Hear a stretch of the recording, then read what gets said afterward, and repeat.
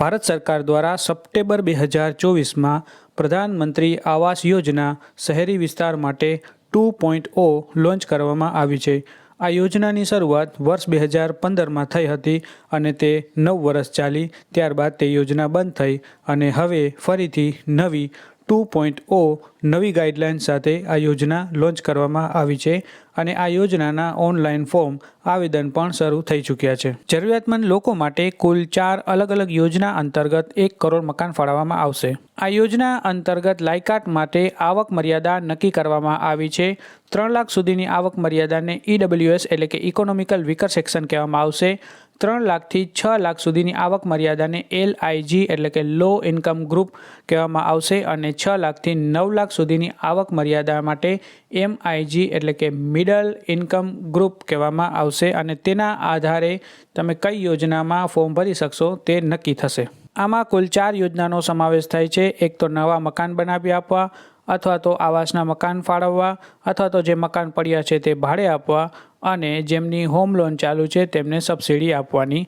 પ્રથમ beneficiary lead construction એટલે કે BLC, બીજું અફોર્ડેબલ હાઉસિંગ ઇન પાર્ટનરશિપ એટલે કે AHP, ત્રીજું અફોર્ડેબલ રેન્ટલ હાઉસિંગ એટલે કે ARH અને ચોથું ઇન્ટરેસ્ટ સબસિડી સ્કીમ। તો ચાલો તેને વિસ્તારથી સમજીએ। આ યોજનામાં કુલ 6 સ્પેશિયલ ફોકસ ગ્રુપ નક્કી કરવામાં આવ્યા છે અને તેને ખાસ પ્રાયોરિટી આપવામાં આવશે। પ્રથમ સફાઈ કર્મચારી, બીજું PM સ્વનિધિના લાભાર્થીઓ, ત્રીજું PM વિશ્વકર્મા સ્કીમ અંતર્ગત નોંધાયેલા કારીગરો, ચોથું આંગણવાડી વર્કર, પાંચમું બિલ્ડિંગ અને કન્સ્ટ્રક્શન ફિલ્ડમાં કામ કરતા કારીગરો અને છઠ્ઠું જે સ્લમ વિસ્તારમાં અને ચોલમાં રહે છે તેવા રેસિડન્ટ। BLC એટલે કે બેનિફિશરી લેડ કન્સ્ટ્રક્શન। આ યોજના અંતર્ગત તમારી પાસે તમારી માલિકીનો પ્લોટ હોય તો તેમાં મકાન બનાવવા માટે સરકાર તમને આર્થિક સહાય બેંકના માધ્યમથી પૂરી કરશે અને આ પ્લોટ 30 સ્ક્વેર મીટરથી લઈ અને 45 સ્ક્વેર મીટર સુધીનું હોવું જોઈએ એટલે કે અંદાજે 322 સ્ક્વેર ફૂટથી લઈ અને 484 સ્ક્વેર ફૂટ સુધીનો પ્લોટ તમારી માલિકીનો તમારી પાસે હોવો જોઈએ અને તેના દસ્તાવેજ પણ કમ્પ્લીટ હોવા જોઈએ। BLCમાં કુલ 1.5 લાખથી લઈ અને 2.5 લાખ સુધીની આર્થિક સહાય કરવામાં આવશે। આ યોજના અંતર્ગત મંજૂર થયેલા પ્લોટ પર નક્કી થયેલા ફોર્મેટ મુજબનું મકાન બનાવવાનું રહેશે અને તેના માટે કુલ 3 હિસ્સામાં પેમેન્ટ ડાયરેક્ટ બેંકમાં કરવામાં આવશે। 40%, 40% અને 20%ના રેશિયોમાં। એટલે કે જો 2.5 લાખ રૂપિયા પાસ થયા હોય તો પ્રથમ 1 લાખ ચૂકવવામાં આવશે તે પણ બેંકમાં, ત્યારબાદ ફરીથી 1 લાખ અને ત્યારબાદ છેલ્લે 50,000ની ચૂકવણી કરવામાં આવશે। આ યોજનાનો લાભ લેવા માટે થઈ અને તમારે તમામ પ્રક્રિયા ઓનલાઈન કરવાની છે, ડોક્યુમેન્ટ પણ ઓનલાઈન સબમિટ કરવાના છે અને તમને મકાન બનાવવા માટે જ્યારે મંજૂરી મળે ત્યારે તમારે 3 કટકામાં તેને નક્કી થયેલા ફોર્મેટ મુજબ તેનું અપડેટ તમારે ડિપાર્ટમેન્ટને આપવાનું રહેશે અને તે મુજબ તમને પેમેન્ટ રિલીઝ કરવામાં આવશે અને આ મકાન તમારે 12 મહિનાથી લઈ અને 18 મહિના સુધીમાં બનાવી લેવાનું રહેશે। આ યોજનાનો લાભ લેવા માટે થઈ અને તમે EWS કેટેગરી અંતર્ગત આવવા જોઈએ એટલે કે તમારી આવક મર્યાદા 3 લાખ સુધીની હોવી જોઈએ તો જ તમે આ યોજના માટે એલિજિબલ છો અને તો જ તમે આ યોજનામાં ફોર્મ ભરી શકશો। બીજી યોજના અફોર્ડેબલ હાઉસિંગ ઇન પાર્ટનરશિપ એટલે કે AHP આ આવાસના નામથી ફેમસ છે, જેમાં સરકાર દ્વારા પબ્લિક અથવા તો પ્રાઇવેટ એજન્સીના માધ્યમથી આવાસના મકાનો બનાવવામાં આવે છે અને તેનું નક્કી કરેલ રકમમાં તેનું વેચાણ કરવામાં આવે છે। આના માટે પણ તમારે ઓનલાઈન ફોર્મ ભરવાનું રહેશે। આ તમામ ડોક્યુમેન્ટ ઓનલાઈન અપલોડ કરવાના છે અને ત્યારબાદ આ યોજનામાં જેટલા ફોર્મ ભરાયા હોય છે અને જેટલા મકાન હોય છે તેનો ડ્રો કરવામાં આવે છે અને ત્યારબાદ તેનું ફાળવણી કરવામાં આવતી હોય છે। આ યોજનાનો લાભ લેવા માટે થઈ અને તમે EWS કેટેગરીમાં આવતા હોવા જોઈએ એટલે કે તમારી આવક મર્યાદા 3 લાખથી ઓછી હોવી જોઈએ। આ યોજનામાં પણ 30થી લઈ અને 45 સ્ક્વેર મીટરનો કાર્પેટ એરિયા હોય છે અને તેમાં પણ 2 BHK 3 BHK તમારી સવલત મુજબ તમે બુકિંગ તેનું કરી શકો છો અને ત્યારબાદ તમને ફાળવણી અંદાજે 2 થી 3 વર્ષના સમયગાળામાં કરી આપવામાં આવતી હોય છે। ત્રીજી યોજના છે ARH એટલે કે અફોર્ડેબલ રેન્ટલ હાઉસિંગ। આ યોજનામાં જેમની પાસે પ્લોટ પણ નથી અને મકાન લેવાના પૈસા પણ નથી તેમને ભાડે મકાન આપવાની આ યોજના છે, જેમાં કુલ 2 મોડલ છે। મોડલ 1માં જે સરકારના હાલના મકાનો પડ્યા છે ખાલી તેને ARHમાં કન્વર્ટ કરી દેવા અને બીજી છે મોડલ 2 જેમાં નવા મકાન બનાવવા અને તે ભાડે આપવા। આ યોજનાનો લાભ લેવા માટે થઈને તમે EWS અથવા તો LIG ગ્રુપમાં આવતા હોવા જોઈએ એટલે કે 3 લાખ સુધીની આવક મર્યાદા અને 6 લાખ સુધીની આવક મર્યાદા. અને આ યોજના ખાસ તો માઇગ્રન્ટ લોકો છે જેમને અથવા તો હોમલેસ લોકો અથવા તો જે ઇન્ડસ્ટ્રીમાં વર્કર છે, વર્કિંગ વુમન છે, કન્સ્ટ્રક્શન સાઇટ પર કામ કરતા લોકો, વેન્ડર, રિક્ષા ચલાવનારા લોકો, બીજી સર્વિસમાં કામ કરતા, તેમજ એજ્યુકેશન કે હેલ્થ ઇન્સ્ટિટ્યૂટમાં બહારગામથી જે વર્ક કરતા હોય, હોસ્પિટલ સેક્ટરમાં કામ કરતા હોય અથવા તો કોન્ટ્રાક્ટ પર કામ કરતા હોય તેવા કર્મચારીઓ માટે આ યોજના ખાસ બનાવવામાં આવી છે. એફોર્ડેબલ રેન્ટલ હાઉસિંગ યોજના માટે તમારે ઓનલાઈન ફોર્મ ભરવાનું નથી, પરંતુ તમારા વિસ્તારની જ્યાં કચેરી છે ત્યાં તમારે રૂબરૂ સંપર્ક કરી અને તમારે તમામ માહિતી ત્યાંથી મેળવી લેવાની રહેશે. ચોથી યોજના ISS એટલે કે ઇન્ટરેસ્ટ સબસિડી સ્કીમ. આ યોજના અંતર્ગત તમે નવા મકાન બનાવેલા હોય અથવા તો નવા મકાન ખરીદેલા હોય અથવા તો જૂના મકાન પણ ખરીદ્યા હોય અને તેના પર તમે જો લોન કરાવેલી હોય, આ લોન 1 સપ્ટેમ્બર 2024 પછી મંજૂર થયેલી હોય તો તમને તેના પર સબસિડી આપવામાં આવશે. આ યોજનાનો લાભ લેવા માટે થઈ અને તમે 3 આવક કેટેગરી નક્કી કરવામાં આવેલી છે, તેની કોઈ એક કેટેગરી અંતર્ગત આવવા જોઈએ.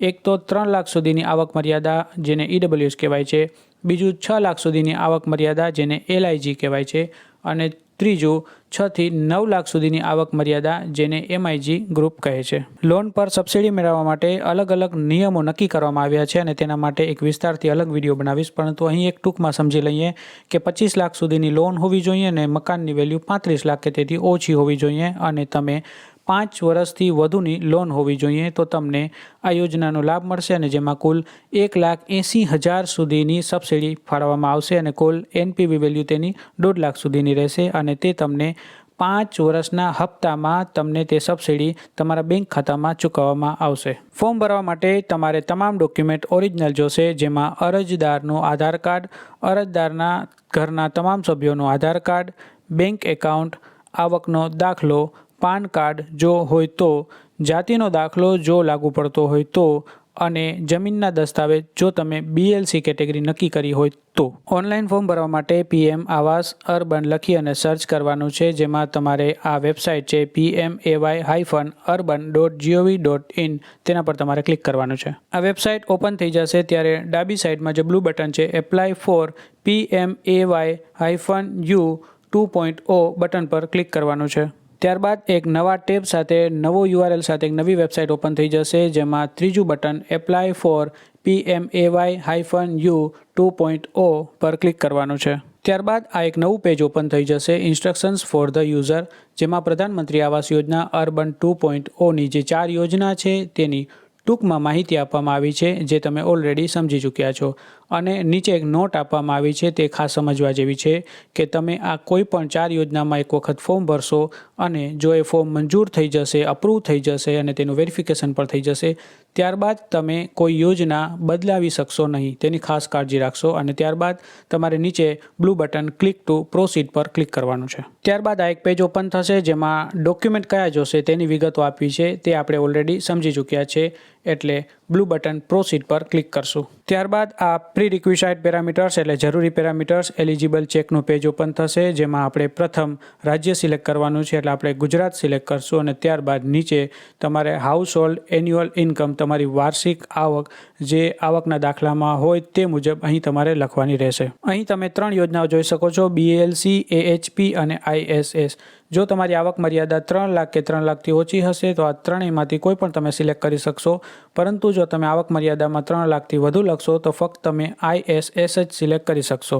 ત્યારબાદ તમને પૂછવામાં આવ્યું છે કે સમગ્ર ભારતમાં ક્યાંય પણ તમારું ઘરનું પક્કા હાઉસ છે, હોય તો યસ, ના હોય તો નો. અને બીજું પૂછવામાં આવ્યું છે કે તમે કેન્દ્ર સરકાર કે રાજ્ય સરકાર દ્વારા છેલ્લા 20 વર્ષમાં ક્યારેય પણ મકાનને લગતી કોઈ યોજનાનો લાભ લીધેલો છે, જો હા તો યસ, ના હોય તો નો અને ત્યારબાદ તમારે એલિજિબલ ચેક બટન પર ક્લિક કરવાનું છે. આ યોજના અંતર્ગત સમગ્ર ભારતમાં તમારું ઘરનું પક્કા હાઉસ ન હોવું જોઈએ અને તમે ક્યારેય પણ રાજ્ય સરકાર કે કેન્દ્ર સરકાર હસ્તક છેલ્લા 20 વર્ષમાં મકાનને લગતી કોઈપણ યોજનાનો લાભ લીધેલો ન હોવો જોઈએ, તો જ તમે આ યોજના માટે એલિજિબલ છો. ત્યારબાદ કન્સેન્ટ ફોર આધાર ઓથેન્ટિકેશનમાં તમારા આધાર નંબર લખવાના છે અને આધાર કાર્ડ મુજબ તમારું પૂરું નામ લખવાનું છે અને નીચે ચેકબોક્સ પર ક્લિક કરી અને જનરેટ OTP પર ક્લિક કરશો એટલે તમને તમારા રજિસ્ટર મોબાઈલ નંબર પર SMS દ્વારા OTP આવશે. તે તમારે નીચે એન્ટર OTPમાં OTP લખી અને સબમિટ બટન પર ક્લિક કરવાનું છે. આ 5 પેજનું સર્વેનું ફોર્મ છે એ આપણે ભરવાનું છે, જેમાં પ્રથમ ટેબમાં પર્સનલ ડિટેલ ફિલ કરવાની છે, જેમાં એપ્લિકન્ટનો નામ અને આધાર નંબર ઓટોમેટિક આવી જશે. ત્યારબાદ જો તમારી પાસે પાન કાર્ડ નંબર હોય તો તે, date of birth, mobile number, email ID, gender, marital status, ફાધરનું નામ આધાર કાર્ડ મુજબ અને ફાધરના આધાર નંબર લખવાના છે. ત્યારબાદ પેજ નીચે સ્ક્રોલ કરીએ એટલે માતાનું નામ આધાર કાર્ડ મુજબ, માતાનું આધાર કાર્ડના નંબર, તમારા વ્યવસાયની વિગત, તમારો ધર્મ અને તમારી કેટેગરી. કેટેગરીમાં તમે SC, ST, OBC અને જનરલ જે કેટેગરીમાં આવતા હોય તે સિલેક્ટ કરવાની છે. જો તમે રિઝર્વ કેટેગરીમાં આવતા હોય તો તમારે તેનું પ્રમાણપત્ર પર અપલોડ કરવા માટેનું નીચે એક અલગથી બટન આવી જશે. ત્યારબાદ તમારે એજ્યુકેશન ક્વોલિફિકેશન લખવાની રહેશે.